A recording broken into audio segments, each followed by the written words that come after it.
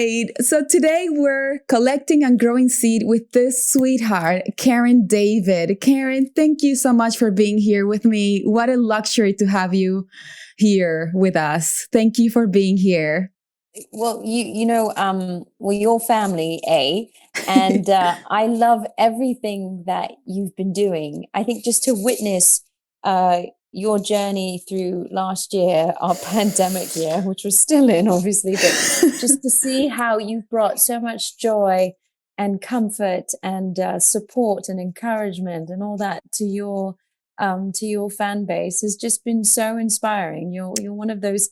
I'm sure everyone who's watching now will agree that Danay has this infectious energy of good energy that just kind of permeates wherever she goes. And besides wanting to cook like you, like a goddess in the kitchen, amongst many other things, it's just been so wonderful to tune in and watch your karaoke sessions and all that. So I'm really excited to be here. I'm so honored. No, thank you for being here. I loved your cup of tea with Karen. I love being part of your tea moment. Like you said, you have a cup of tea? Some things never change. Chin. Look at your mug. Oh, that's so pretty. I had to have tea with you. I was hoping that you have a cup of tea. Chin chin. You know me well. See, we're fierce sisters, so yes, we know each other well. Nothing like giving Karen a cup of tea while she's killing zombies. It's like, cup of tea. Okay, boom. She can do it.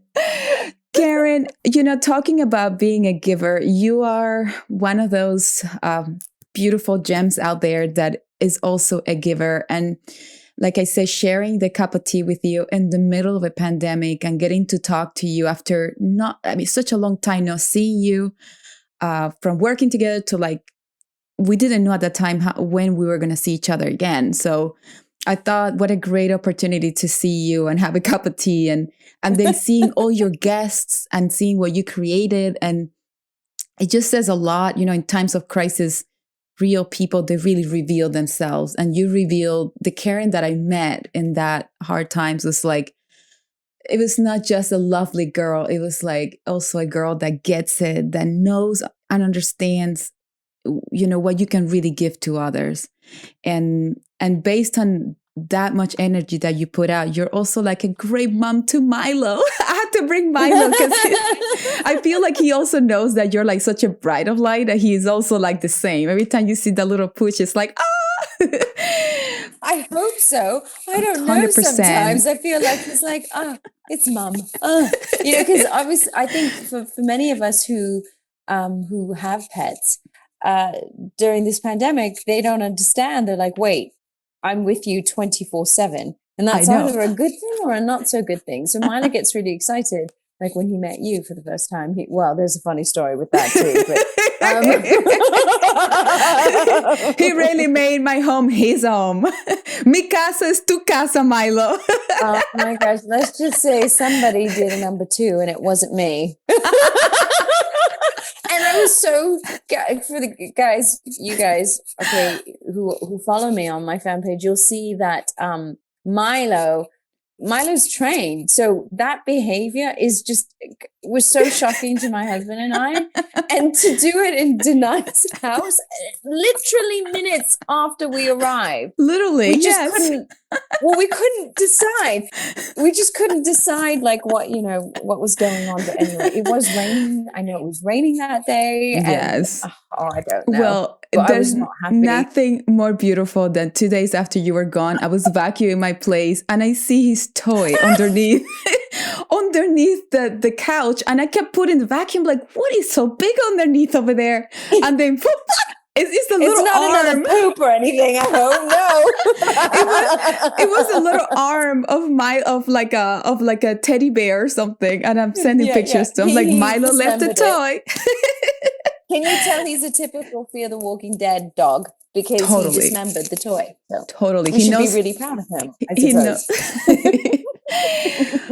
But Karen, knowing what you've put out there during the most challenging times, I thought of you. I was so excited to bring you on. And I wanted to ask you, what inspires you? Because, you bring so much that inspires others. And I was wondering, what inspires Karen? How can you go? How can you continue bringing that?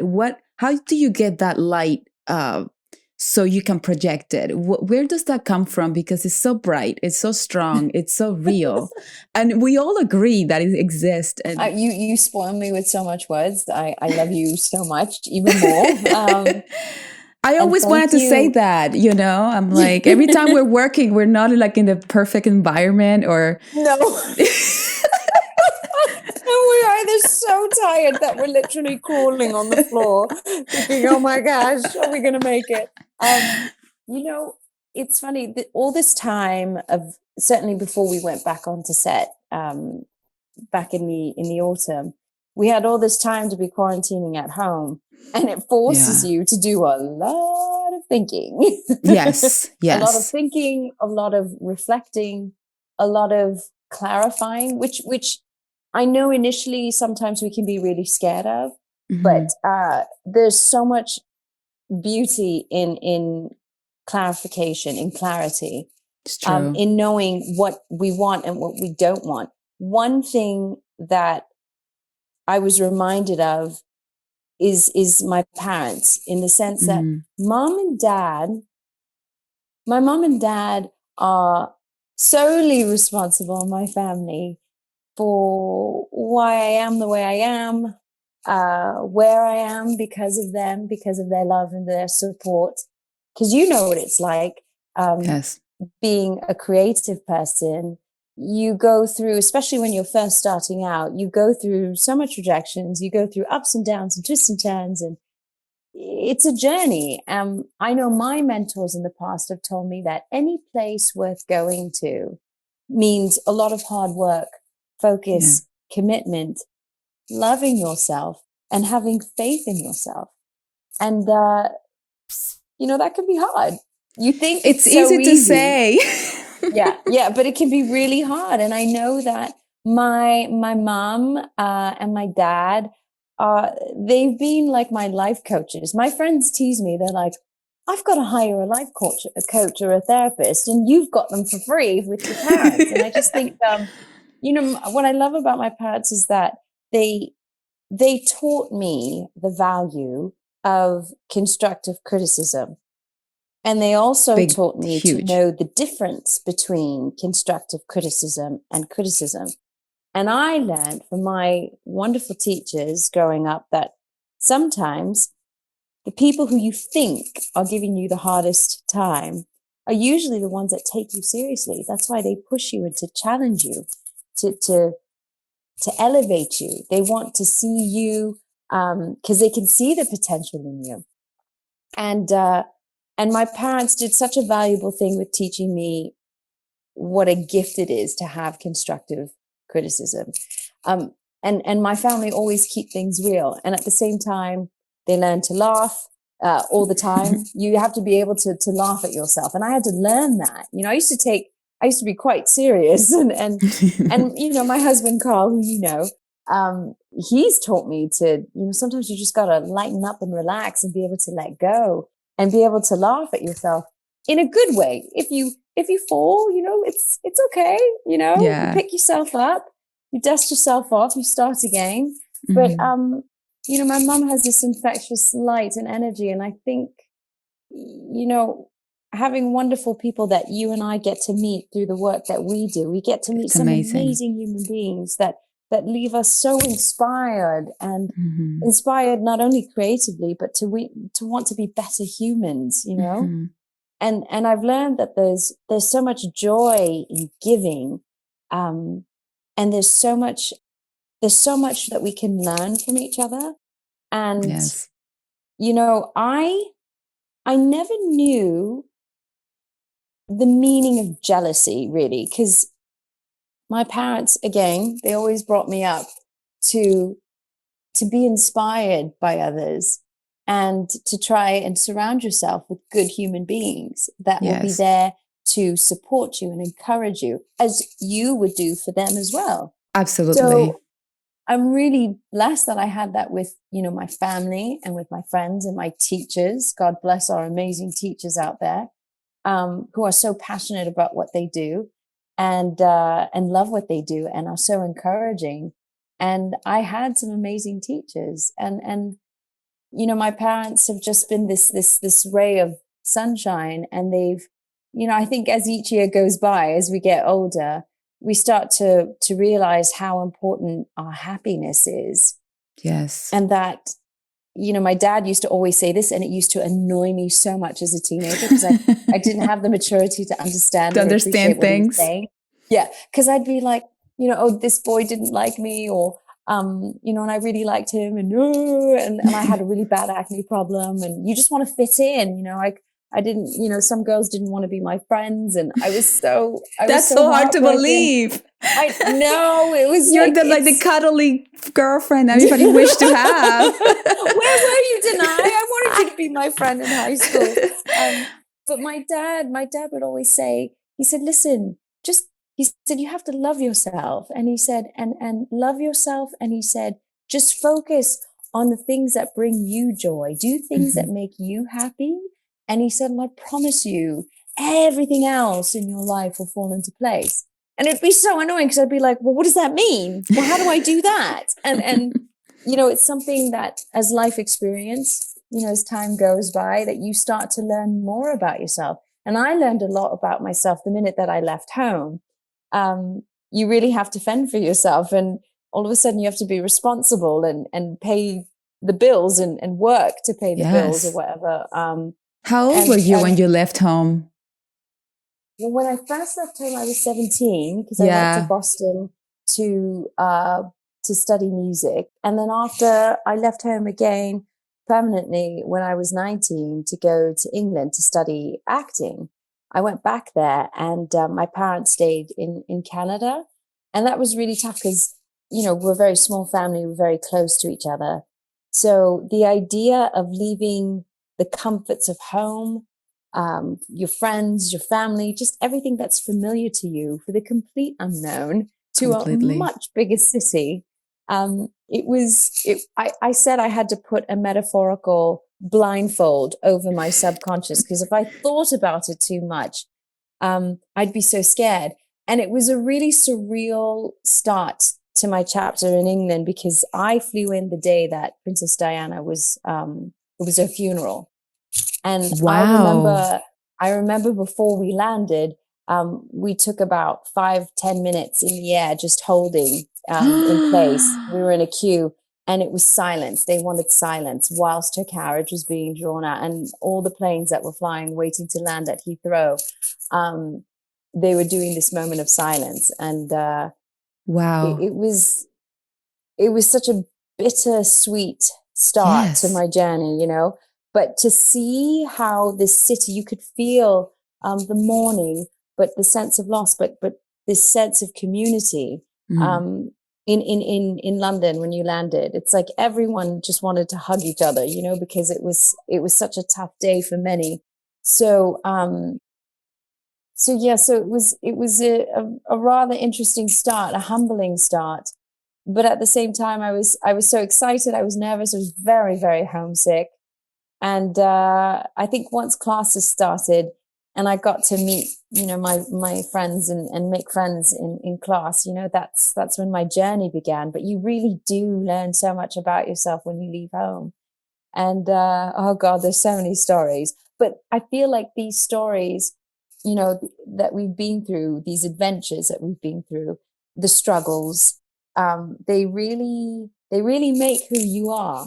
And they give you a sense of gratitude, a sense of purpose, looking back. It's always in hindsight when you look back and you connect the dots that led you to this point where you are.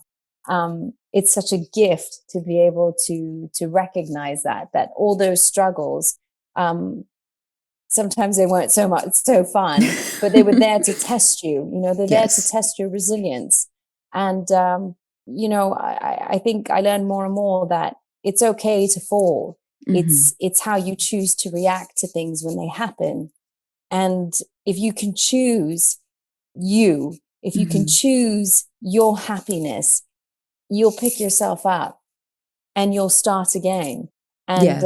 And that's the greatest gift I feel like we can give ourselves. And all of this I learned from my parents and life experience, but from having good people in my life, you know? I think we really are a product of who we surround ourselves with, of the things that we read, of what we put into our lives, the things that we read, the things that we watch, the people we talk to.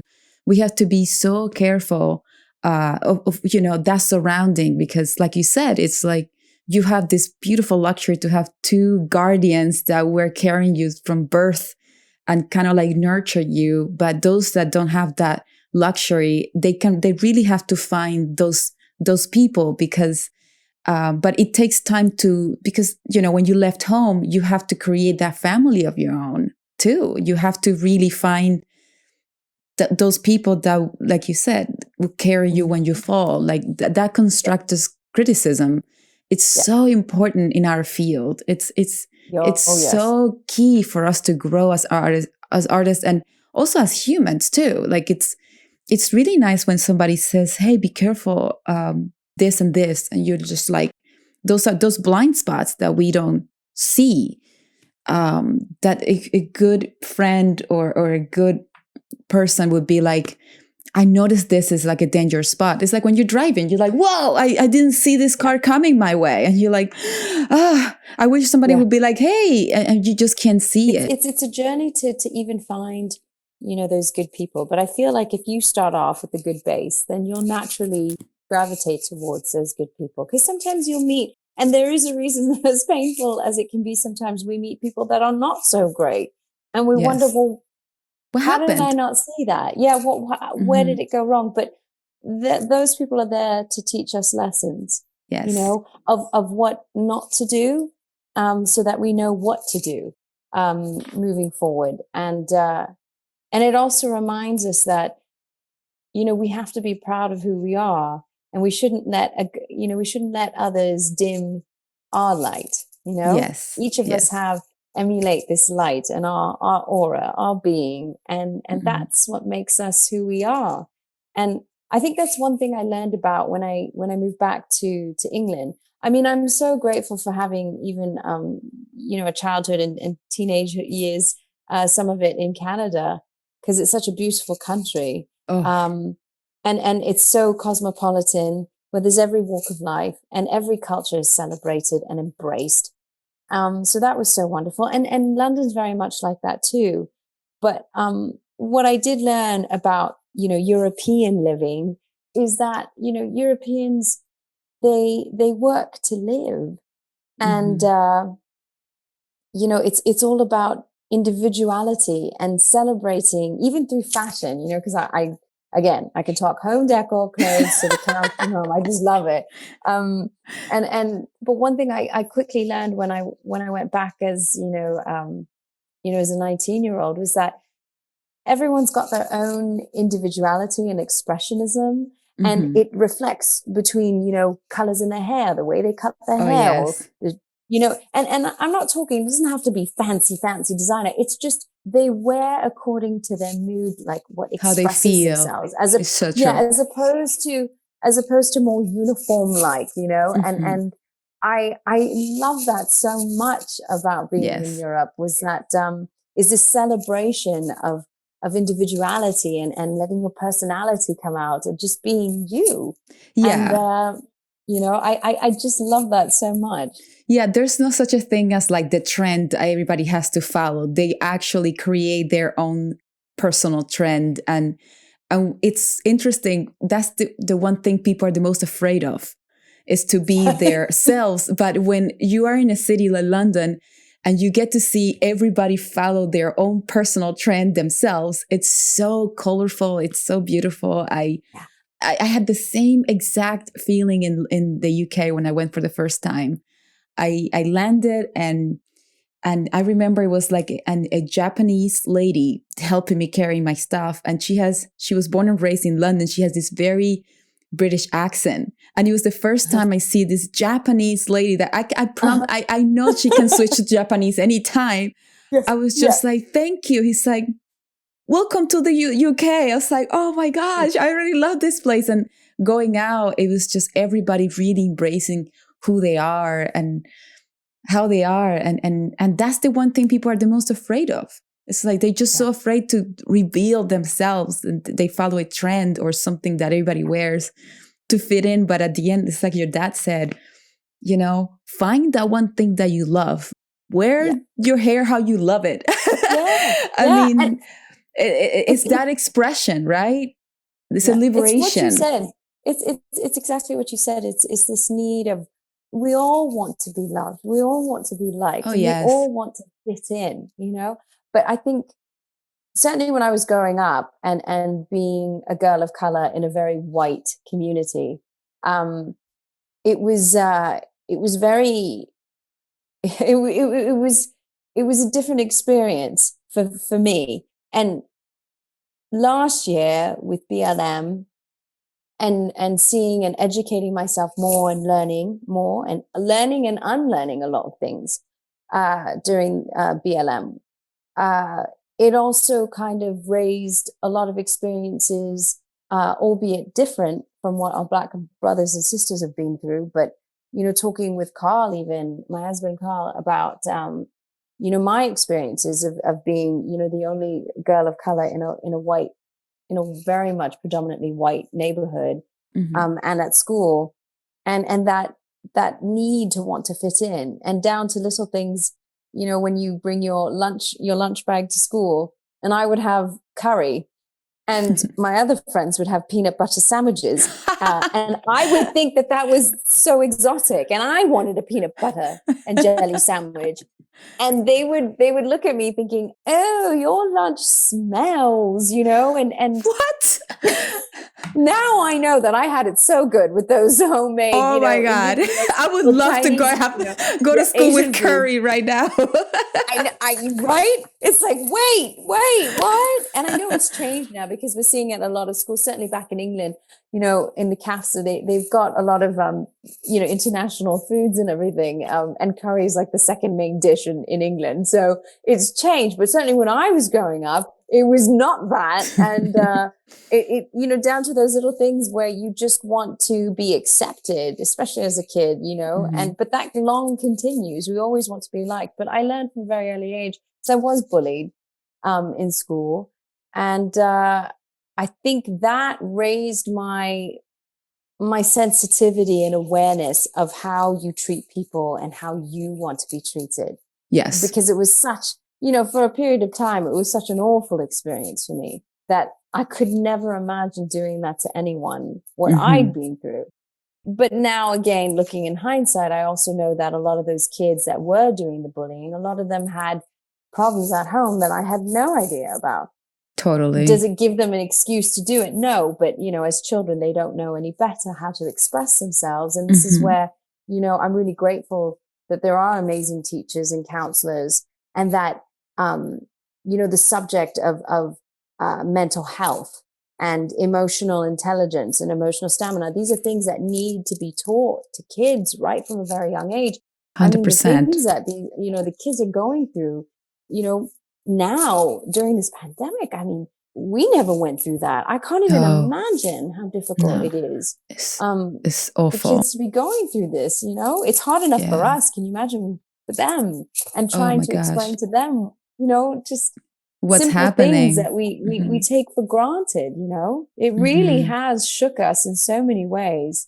But I'm really comforted to see that mental health is being talked about more.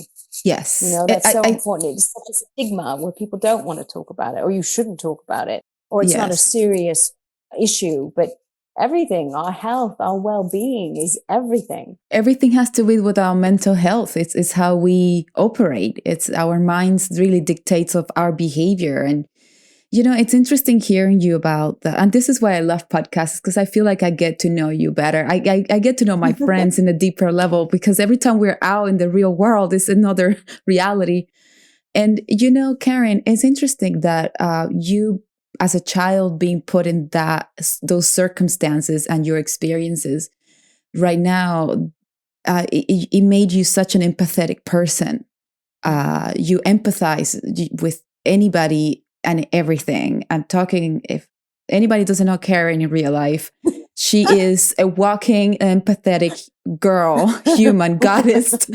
And it makes perfect sense. And I'm not surprised that you're an actress, because to some extent we interpret roles in a way, and the only way you can really put yourself in somebody else's skin is by being empathetic towards a role, whether it's fictional or it really was real. And also, you tell stories. It's a way for you to channel those experience out, and more as a projection to the world. It's a way to put that empathetic emotions that you feel towards everything in the world in a safe place, which is the arts. It kind of makes sense why you put yourself there, why it's okay to be in a situation where it's dirty, where it's rough. And talking about dirty and rough, I remember your transition from your past job to Fear, which is completely different. No, Carl was actually teasing me because he sent me pictures. He would show a before picture and an after picture, from our past episodes that have aired, where we're covered in blood, grit, and dirt, and looking so exhausted. And then he'd show a picture of me either as Isabella from Gallivant or Jasmine in Once Upon a Time, which is completely pristine and no dirt underneath the nails and magic carpets and crowns and all that. But I feel like you said, as actors, we relish in different experiences.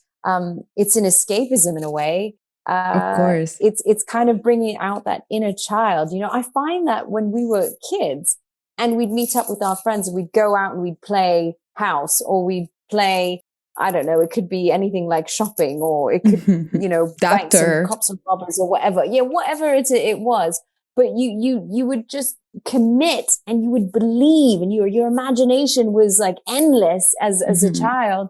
And I feel like as actors, we have that in us too. We tap into that inner child. Oh, yes. Where we can have this wonderful playtime and escapism, which is so wonderful. And at the same time, actors have to be empaths, right? Because we have the honor to tell these stories of our characters. And it does require enormous amounts of empathy, especially when you're playing a character that is so completely different from you. Oh my God. It could be, especially if they're questionable characters that are not so good people. Totally. But yet that is their truth and that is what they believe. So we have to step into those shoes and empathize and say, okay, well, this is this character's truth. Then I'm going to support it. I might not, as Karen, agree with this. You as Danay agree with it, but nonetheless, this is their truth. This is what feels true to them, and we're telling their truth and speaking their truth, and that's such an honor, to say. I feel like as actors, to say the word that I am an actor. That's there's so much meaning and weight in that. Which if there's any aspiring actors watching your podcast now, I hope and I encourage you to fully embrace that feeling and that meaning of what it means to say that you are an actor.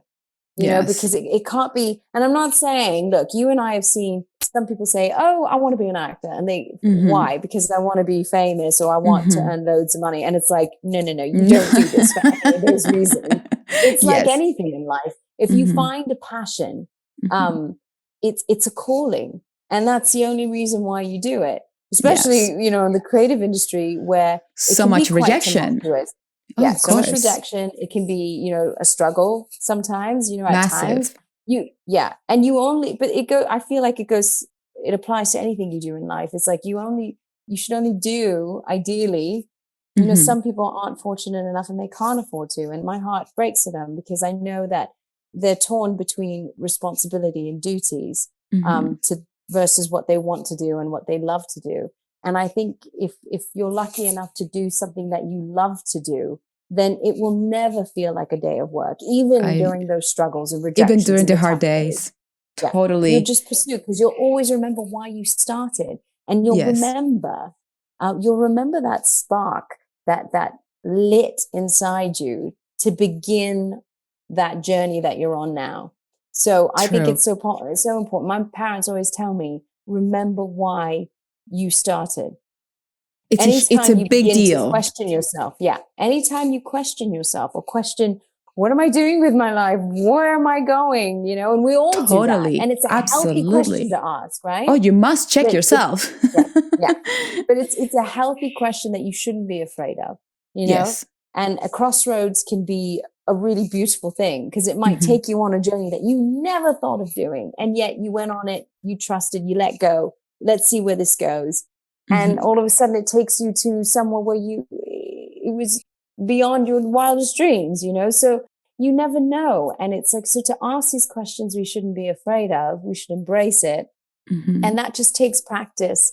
But it all boils down to being your own best friend and loving yourself and surrounding yourself with good people that keep things real, that, you know, that will Totally. help guide you and as you would for them. So Yes. you know, because life is tricky. Life can be mysterious. Life can be so tough and at times it can be such a joy. And Hmm. I feel like, you know, this past year, we have been forced to really evaluate where we are, and because we have all this time on our hands too, Oh my God. and you The know, entire and world had a lot of time in their hands at the same time, which is yeah, weird. yeah, We were all and in to hiatus. navigate through that, yeah, together. So I Yes. feel like, you know, with your karaoke sessions, it would be so wonderful. Your cooking sessions, you know, all these things that you do, it brings joy and lightness, and that's Hmm. feeding into the nucleus of our souls and what makes us tick. And when you're Yes. in that happy feeling, even if it's only for half an hour, it just brings lightness that you can then move on to do the things that you have to do, you know? Yes. And So it's interesting that you say that because people out there, they feel so powerless. They really feel like they have no power in their lives. Like, oh, this is my reality. I can't do anything about it. And it's like you said, if you can hang on to 30 minutes feeling good, but if you don't have even 30 minutes, start with 3 minutes. in a minute, yep. Start with a minute. Start run for a minute and sweat and just and you will release naturally some toxins that are like Yeah, endorphins, and that yeah. feels good. The If you endorphins, go yeah. back into the darkness, but at least you lived that minute, and then the next day double down on that, and then double down on that. And so it's hard to find those people that pour love in you if you've been in the dark for so long, because it's hard for them to reach to you. But if Yeah. you can deliver, if you can have a routine to kind of have that intention, right? Now that we have so much Asking with for help. Yeah. asking for help and being Not like, being afraid to ask for help. not being afraid. And because there's a lot of people out there that are available to say, I'm here for you. It makes me happy. It's like your cup of tea with Karen is like, I know that we went from like a crazy busy schedule to like the unknown, all of us at the same time. And it was so beautiful that you decided to call your friends, have a cup of tea and really connect for like an Yeah. hour. And Mhm. also it makes other people connect too for an hour. Some of them have a cup of tea, some of them might not have a cup of tea, A but they're glass of there. wine or a A cup of glass of coffee. but Whatever. you understand that you dedicating that hour really connects people, at least gets them away from this chaos that we've been living with the pandemic, and it's rough, and the unknown and the news.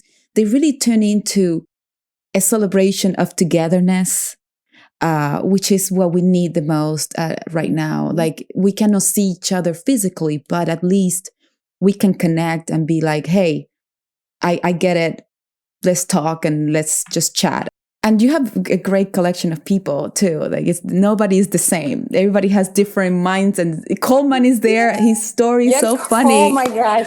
Well, you know, with Coleman, it's always going to be a laugh with Coleman. Oh my God, Coleman Like, is like it's just like sunshine. Talking about sunshine. he's a force of nature. And Yeah. but like, you know, each of, you know, all you guys, I look at each of you and I'm always constantly in awe and inspired, you know, always Hmm. constantly inspired.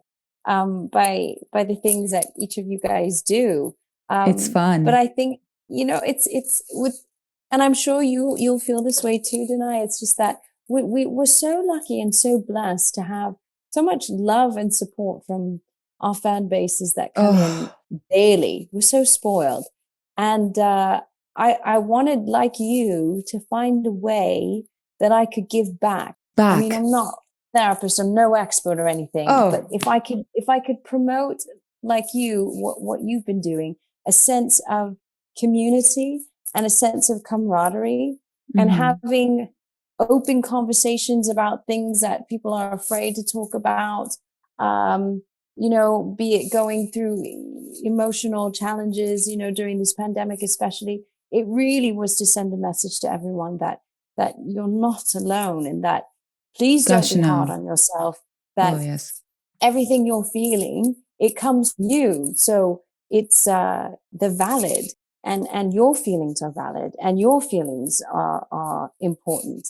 Um, Mhm. and just to give some sort of reassurance that there is so much love and support within, our community that we have on our pages. And I feel the nice thing, and I know you've seen this too on your pages, is to see your followers then interact with each other, and, I and kind of know. show so much love towards each other. And that makes me so incredibly proud. Oh, And it also, I feel like it gives me a purpose of why I'm on social media, because we each totally.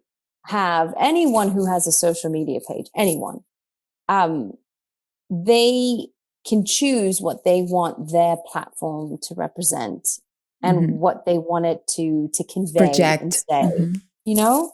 And look, everyone's got their different styles. There's no wrong answer. Some people make different choices that maybe we Mhm. wouldn't, but it's it's your platform, and I feel like it's such an opportunity for each of us to, to put our personality on our pages, for our pages to sparkle an extension of who we are, and Yes. the things that mean so much to us.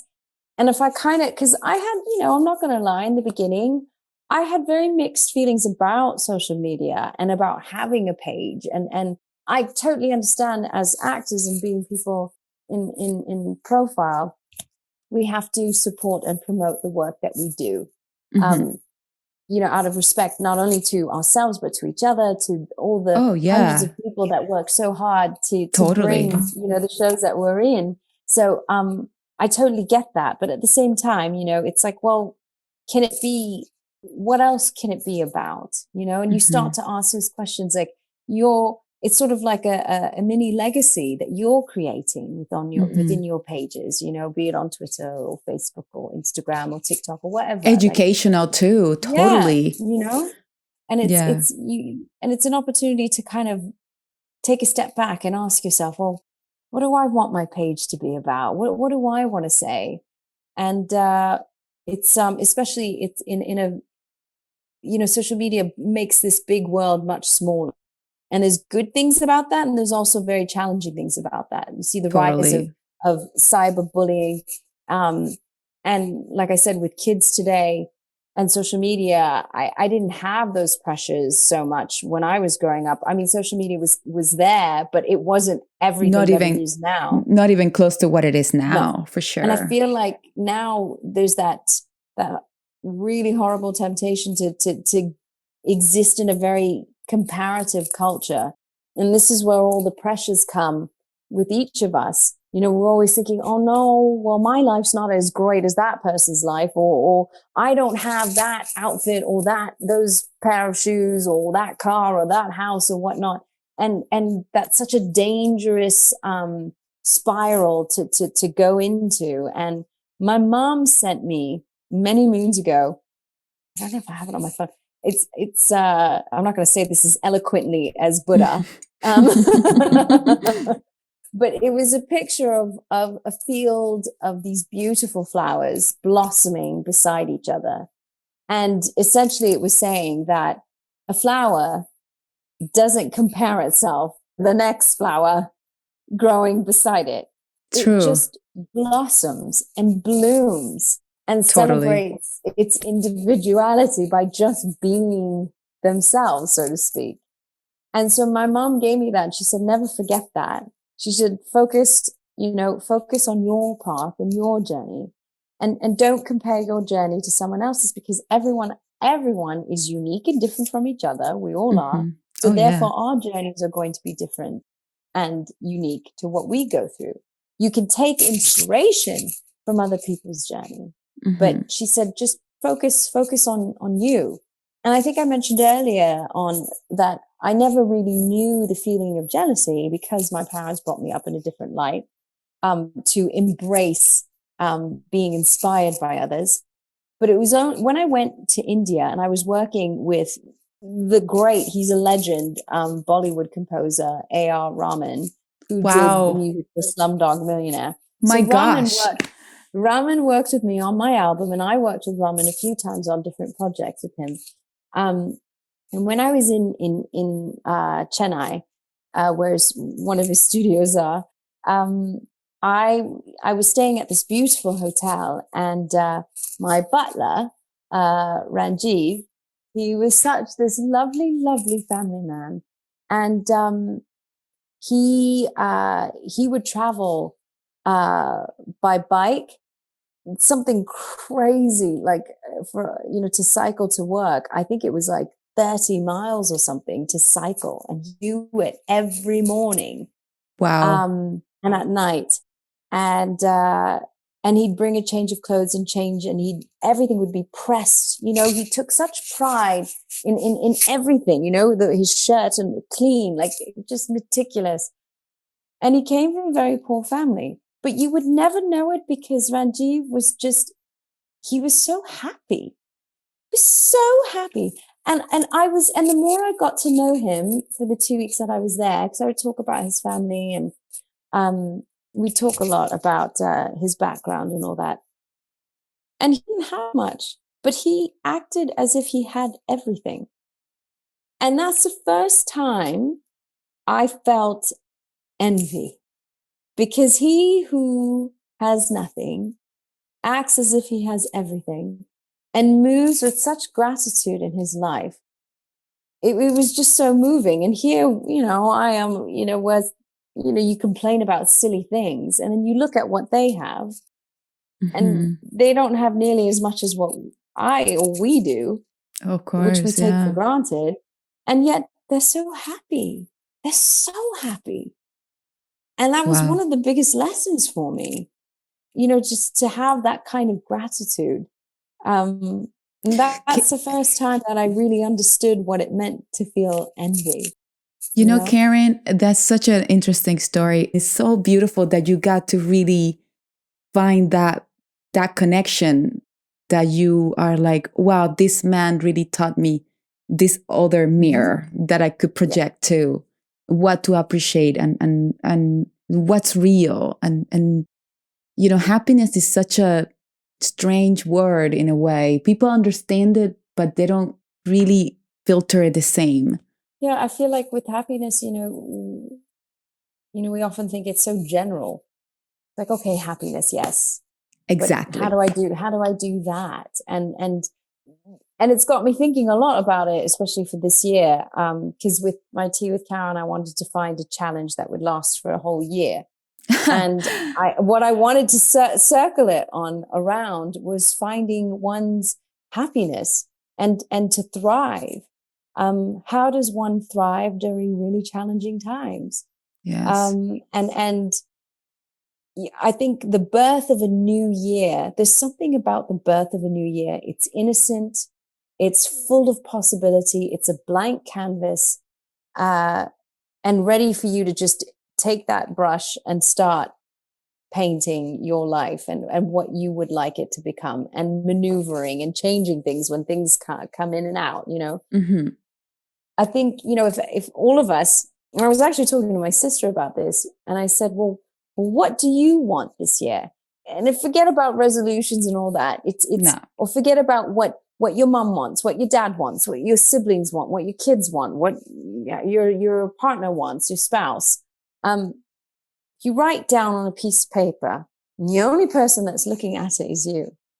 You can write anything you want, and nothing is too crazy and nothing is too small or too big. Write down, because it's only you watching and reading. Just write down what you want. What do I want? And it can be anything from, well, this year I want to commit more to going to bed earlier. I'd really like to make an effort with that, and write down why. And then I'd write a next point. Well, I want to take more walks or longer walks with dear friends and Milo. And well, why do I want that? Well, because why do I want that? Okay, I want that because life is going by quicker and quicker each year. And I want to be able to enjoy nature and savor the time that I have in this moment, in this chapter of my life with these people. So I feel like writing down what you want and saying why you want it gives you clarification. It starts to clarify what exactly is it about that you want, and why is it important to you? And I think when you start clarifying and breaking down those things to yourself, all of a sudden, even just by writing it down, you feel better.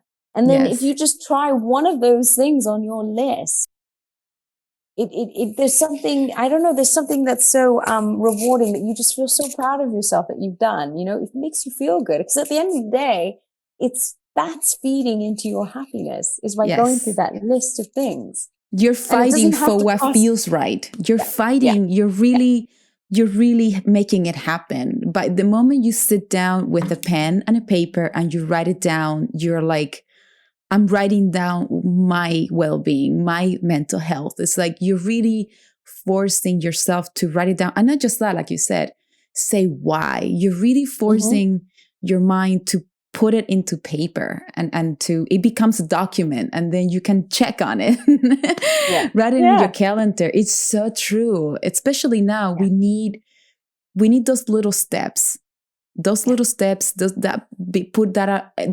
another thing I loved about your cup of tea with Karen. And I don't know if you did that as part of your cup of tea, your gratitude jar. Is that? The gratitude jar. Yeah. Was that part of your cup of tea, or that was a different task? No. So with each tea with Karen, what I would do is set a challenge, and it started with the gratitude jar because, I really love that. I want everybody to know this.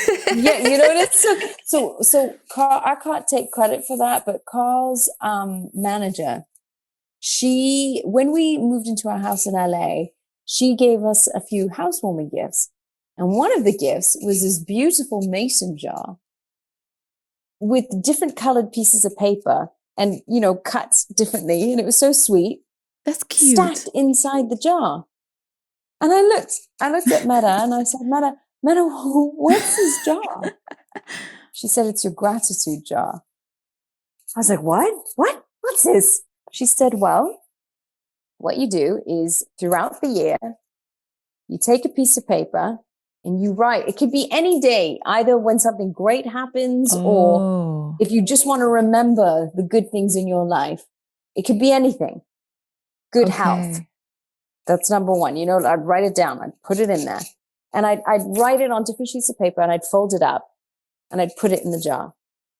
And then at the end of the year, so right by New Year's Eve, on December 31st, I would take that jar out, and Carl and I would sit over a glass of wine.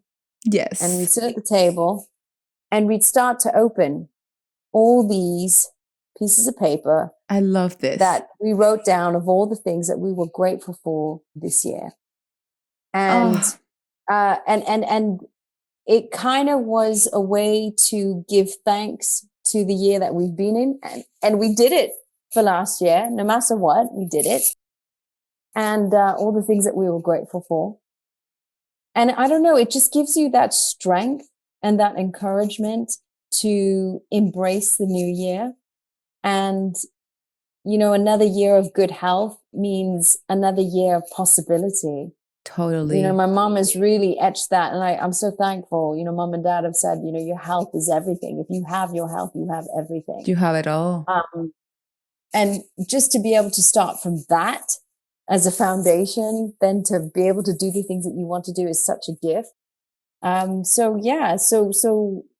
I added a couple love of things that. this week. Yeah. And so, I mean, you don't have to wait till New Year's Eve. In fact, I was telling everyone, especially last year, that every time if you're having a hard day, grab Mhm. that gratitude jar and put them back in but open it, because it's going to read all the things that make you happy, that give you joy and gratitude. And immediately you're going to feel 50 million times better Well, because just reading those things. because the jar is a reminder that those little gratitude papers is a reminder that you're not alone, that really things happen to you that are good. Because it's easy to just judge your entire life by a bad day, Yeah. by a bad experience. It's easy to just throw everything that is being great, or Yeah. like everything that was about to bloom that you've been working that it hasn't show up. It's easy to just put everything in the trash when one thing goes wrong. And I love this jar exercise because it's like you're really storaging in a place that is not like your computer. It's not like in a disk. It's like really in a Yeah. jar with Yeah, papers. literally. And you can really go up on a day that you really need that reminder that you're really not alone. And everybody keeps saying, oh my God, 2020 was such a horrible year. And don't get me wrong, it was tough and it was rough and I don't want to live it again. It was like a challenging year, but I always like to think of like what was good in it, because we lived it and we had to learn something from it too. So we can carry on to this year and put it to practice. And, Yeah. we are a result of what we've been through. Like Yeah. this is who we are. We're here today, not by Yeah. accident. We lived all those days and those years Yes. before. And it's nice not to feel like you have to cancel that year. Just take what worked, take the gratitude jar, Mhm.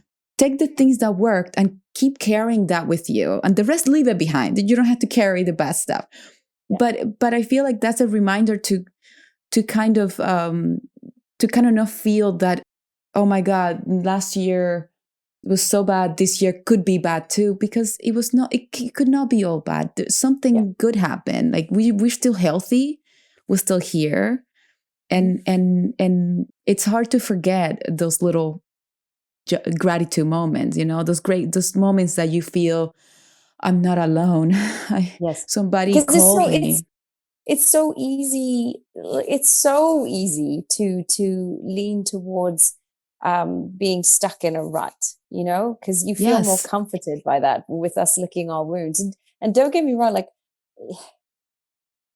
when I have a tough day or a bad day, uh, I feel those things. I've just become better through practice. And this has taken years, Yes. years of practice. I get I've it. just learned to practice on how to let go. And that is not, look, for some people it's easier. It can happen like that. For some people it takes longer. For some people it can never happen. Mm-hmm. But what I've learned as each year goes by is life just really zips by really quickly. I feel like I was in my 20s yesterday and blink, I'm not. And I'm like, oh, what? It just goes by so quickly. And so it Mm-hmm. makes you realize how precious the gift of time is. Mm-hmm. And I think it's part of growing up. We're always, no matter how young or old we are, we're constantly growing up and learning Mm-hmm. more and more about ourselves and what we want in our life and what we don't want in our life. And so when I'm having a tough day now, I honor all my feelings, because I'm like, I'm obviously feeling this way for a reason. So I embrace it. It's like I give those feelings a hug. And then I have to say, okay, but hang on a second. This is where you have the power to make a decision and a choice. And this takes practice. And so now I would take a step back and I would say, okay, what do you want to do, Karen? Do you want to cry a little bit more? Do you want to, feel down in the dumps a little bit more? What do you want to do? And then I realized that, okay, I've given it a few hours or a day to feel like this, but Mm-hmm. I don't want to feel like this anymore. I want to be happy, Mm-hmm. and I want to fight for my happiness. So Mm-hmm. how can I turn this around and move forward, having maybe learned something from it? And if I made a mistake, that's okay. let's correct it. How can Mm-hmm. I do better next time so that I'm not in this, so I don't have this feeling anymore. You truly, this is the gift of getting older. I've realized is that as each year goes by, is that you become more protective and selfish in a good way, of protecting your happiness and Your what will make well-being. you, and your well-being. And Mm-hmm. you begin to care less about what people think, and you only care about those people, the good ones in your life, Mm-hmm. about what they think, because you know that they're always going to hold you accountable to be the best version of yourself. Absolutely. And you know, and so it's that choice that we have the power, you know, to ask for help. I know some friends who genuinely suffer through depression. It's harder for them to let go. Mm-hmm. And you know, and they find themselves, and that's okay. But what they've done is they've asked for help. You know, Yes. they've asked for help, and they're getting help, and they're feeling better. And it's taken a journey and a process. Some others, like I said, some it can happen more quickly than others. But again, everyone's journey is different. But it's just that There's choice always that a we way make. out. Yeah. You can There's choose you first, choose your happiness first. mm-hmm. Because I find that when you focus on you being the best version of yourself for yourself, is that's when I can be the better friend, the better sister, the better daughter, the better wife, the better doggy mama. You know, it's like it's all those things. Yes. It has this wonderful positive domino effect, you know? And that's truly what I've learned from, you know, circling back a whole 360s. That's what I've learned from my parents and from people like you know, my Mm-hmm. friends and my work colleagues, and, you know, people that Yes. you meet in life. I think that's the joy and the mystery, the wonderful, beautiful mystery of life too. You never know what Mm-hmm. happens around the corner. And And there is nothing also so beautiful I want to add to what you said is to bring that joy to the people you love too. You know, when you take care so much of yourself that you contribute to their happiness too when they need it or when they don't need it, it's just it really makes me happy um to you know to surprise my parents because I feel good, you know, like I love seeing them happy. Like it's nice to yeah, also you know when you become a good daughter or good friend yeah, like you it's all it really goes circles back like even when you are that good friend you're like I love being this good I yeah, love being a good friend to you yeah, because I yeah, love seeing you happy I love seeing you smile and it's not just about you it's also bringing that sharing that work that you've done on yourself with others when they need it the most it's really yeah, is 362 it's really it's like you said, honoring yourself as a priority in this in a good selfish way, in order to give back. You know in order to be present in a world that needs people awake, people that are like you know present, and it's during going in a circle with our conversation. It makes perfect sense why you know during this pandemic you knew and understood your light and you were able to share it you know to the world and really to understand that it's so valuable and understand that it's hard it's hard when you lose it you know and to be able to share with others you understand the impact it's giving them life for them to also be strong to keep going through difficult times and that was very inspiring to see you every time you go live I'm like Tink, you're like have a cup of oh. tea and I was like I got it it was We really got it covered lovely. between both of us, you know, with the tea and the karaoke and your wonderful cooking sessions, which makes me salivate each time. I'm like, oh my gosh, I have to learn how to make this that dish. It's You like tried it's that so wonderful. flan. You tried that Oh, flan that it was still. You were like, "Can I that have some fun. more?" I'm still dreaming about it. It was so good. I don't think there was anything left. We just all kind of gobbled it up. Everything, you know, I usually like, you know, in Cuba, you always kind of give a Tupperware to, you know, after you finish a dinner to everybody to take home. And it was gone. Everything was There was gone. I was nothing like, left. there's no Tupperware to take. No. I'm like, hey, I was like, everybody devoured the flan. They took away all the vaca frita, all the tostones, everything was Yeah. gone in that dinner. It was Oh, it so was so great. good. I'm still dreaming of it.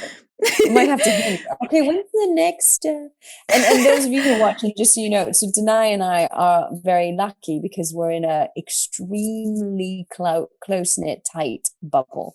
Mhm. We're testing I think we're now testing about 4 times a week now, and we Yes. literally stay at home, don't go anywhere. We Yes. nominate one person in the house to go and do, groceries and Basically. everything, but we have to be so extra vigilant because we're at work and we're working together as a family. And I'm so grateful that we're able to work together during this Oh, pandemic.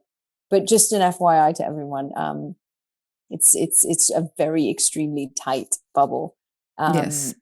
Always wearing masks and COVID protocols and all that. So, and I'm very grateful for that because that allows us to be able to have even a meal and break bread and all of I that because know. we're not I able to know. do What a that. luxury. Yeah, what a luxury. And wow, Karen, you are my first episode of 2021.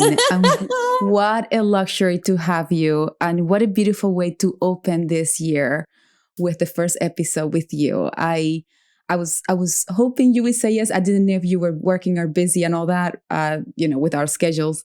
But I was like, I really want to open the year with Karen. I met beautiful fans and beautiful people through you, and it says a Oh, lot about who you are and the people you attract. And I wanted to start the year with this episodes within a good note and with someone that I love, and I wanted to celebrate you and what you've done last year, and I'm so excited to see what's 2021 gonna have, where's that jar taking us. oh, And yes. because I'm gonna do the jar now. I love Oh, it. I love the good, good, good. concept. Yeah. And so I wanted to thank you for being part of this. I really feel like I wanted to start the year right on a good note with a really good guest that I really love, that the inner child in you is someone that I wanted to, little Karen, I wanted to celebrate. And I wanted to say from here, thank you, mom and dad, for raising such a lovely girl. Oh, no. And I love your mom, so adorable. Well, she loves you. She's I can't adopted all wait of to you. see her again. I know, I know. And I wish I can't wait to see you again. I can't wait You too, to love. see. We have a few weeks until we see each other again. But I know, but I this know, is I this know, is I such know. a It's so great. hard because we can't give any but we're always so grateful to be on set, either for walking by for a costume fitting or whatever. We're just always so grateful. But I know what I'm going to add to my gratitude jar is I'm grateful and so honored to be your first guest for this year. And You I'm are. cheering you on, and everyone watching, I'm cheering all of you on in your journeys. And Yes. thank you, love, for doing Thank you. this. What you're doing is spreading hope and joy and Yes. a sense of community. And as Josh Gad said about the late and the great Chadwick Boseman, he said he was a next level good human. And Mm. I keep saying that. You are one, and those watching are. And if we can be accountable for each other to bring the best out of each other, to listen to one another, That's to be patient with one another, to be kind and compassionate. Those are very, people mistake those things for weakness, but they're not. It's, no, it's a they're not. strength and it's a gift. And if we could spread that more in this pandemic of love, if we can spread the pandemic of love and compassion and patience Oh, and I'm ready. you know, Mhm. we're ready. We're ready for that. Happy 2021 to everybody. And I love growing and collecting seeds with Karen Davis. And this year, it's going to be setting the tone for a good start and setting the tone for that mindset of love, of gratitude, and understand that it's a process and understand that we're just going to keep going, moving forward and growing and being the best version ourselves. Thank you, Yeah, Karen, I'll drink so to that. much. I drink I'll to drink this. to that. Cheers. Cheers.